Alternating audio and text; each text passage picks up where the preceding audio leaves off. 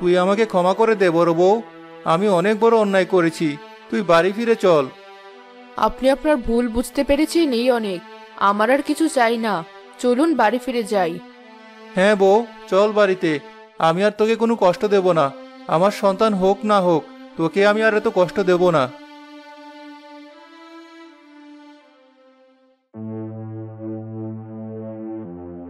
এ কি, ও তো চলে গিয়েছিল, তুমি আবার ওকে নিয়ে এসেছো কেন? তোমার কি বাবা হওয়ার শখ নেই? বাবা হওয়ার শখ থাকবে না কেন, কিন্তু সবকিছু বিসর্জন দিয়ে বাবা হওয়ার শখ আর আমার নেই। আরেকটা কথা তোকে বলি ছোট বউ, তুই আমার বড় বউয়ের সাথে আর খারাপভাবে কথা বলবি না। আর তা যদি করিস তাহলে তোকে আমি এই বাড়ি থেকে তাড়িয়ে দেব। ওই বন্ধার জন্য তুমি আমার সাথে এইভাবে কথা বলছো? শেষবারের মতো না করছি, তুই ওকে এসব বলবি না।